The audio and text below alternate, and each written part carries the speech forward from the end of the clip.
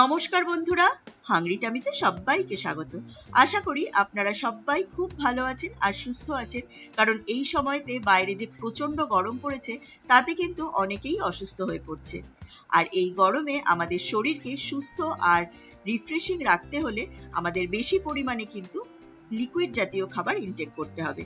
তাই আজকে আমি ভীষণই রিফ্রেশিং একটা ড্রিঙ্কের রেসিপি আপনাদের সাথে শেয়ার করেছি। আমার আজকের রেসিপি গন্ধরাজ ঘোল। এই গন্ধরাজ ঘোলটা কিন্তু টিপিক্যাল পাঞ্জাবি লাসি বা ধাবা স্টাইল লাসির মতো একদমই খেতে নয়। বাঙালিদের ভীষণই প্রিয় গন্ধরাজ লেবু দিয়ে এই গন্ধরাজ ঘোলটা আমি তৈরি করেছি। ঠান্ডা ঠান্ডা এই গন্ধরাজ ঘোল কিন্তু অসাধারণ খেতে হয়, আর এটা শরীরের জন্যও কিন্তু ভীষণই উপকারী।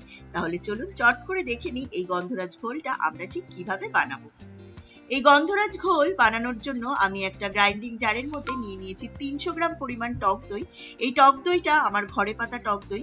কিভাবে আপনারা ঘরে টক দই পাতবেন তার রেসিপি লিংকটা আমি ডেসক্রিপশন বক্সেও দিয়ে দিয়েছি আর উপরের আই বাটনেও দিয়ে দিয়েছি। আপনারা যদি চান সেখান থেকে দেখে নিতে পারেন। এবার আমি এর মধ্যে দিয়ে দেব 3 টেবিলস্পুন পরিমাণ চিনি, দেব হাফ টিস্পুন পরিমাণ বিট লবণ, 1 টেবিলস্পুন পরিমাণ দিয়ে দিয়েছি গন্ধরাজ লেবুর রস, আর দিয়ে দেব 1 কাপ পরিমাণ একদম ঠান্ডা জল। এখন আমি এর মধ্যে দিয়ে দেব গন্ধরাজ লেবুর জেস্ট। একটা গন্ধরাজ লেবুকে গ্রেটারের সাহায্যে হালকা হালকা করে ঘষে দিলেই কিন্তু গন্ধরাজ লেবুর জেস্টটা এই ঘোলের মধ্যে পড়ে যাবে। তবে একটু খেয়াল রাখতে হবে যে গন্ধরাজ লেবুর খোসার যে সবুজ অংশটা আছে সেটাই যেন গ্রেট করা হয়। নিচের সাদা অংশটা যদি গ্রেট করা হয় তাহলে কিন্তু ঘোলটা একদমই তেতো হয়ে যাবে। এখন আমি প্রায় 1 থেকে 1.5 মিনিট এটাকে খুব ভালো করে ব্লেন্ড করে নেব। এই সময়তে কিন্তু আমি কোনো রকম বরফ ইউজ করিনি। 1-1.5 মিনিট ব্লেন্ড করে নেওয়ার পর তারপরে কিন্তু আমি এর মধ্যে বরফটা ইউজ করব। দেখুন 1-1.5 মিনিট আমি ব্লেন্ড করে নিয়েছি। এখন এর মধ্যে আমি 8-10 পিস আইস কিউব দিয়ে দেব। আপনারা যদি আরো ঠান্ডা খেতে চান তাহলে বরফের পরিমাণটা আরেকটু বাড়িয়ে দিতে পারেন। আবারও 1 মিনিটের জন্য একটু ঘুরিয়ে নেব। ব্যাস, তাহলেই কিন্তু আমাদের গন্ধরাজ ঘোল তৈরি হয়ে যাবে।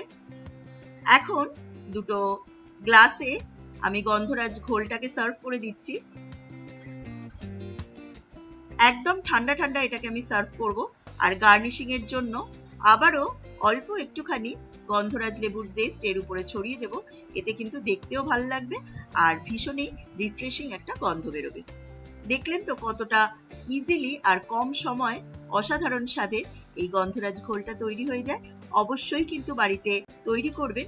কেমন লাগলো আমায় কিন্তু অবশ্যই কমেন্ট করে জানাবেন। ভালো লাগলে লাইক আর শেয়ার করবেন। আর আমার চ্যানেলে যারা নতুন বন্ধু হয়েছে তাদেরকে আমার চ্যানেলটি সাবস্ক্রাইব করে নেওয়ার অনুরোধ রইল। সবার আগে নোটিফিকেশন পাওয়ার জন্য পাশের বেল আইকনটা প্রেস করতে কিন্তু একদম ভুলবেন না। তাহলে আজ এই পর্যন্তই, আবার আসবো অন্য কোনো রেসিপি নিয়ে।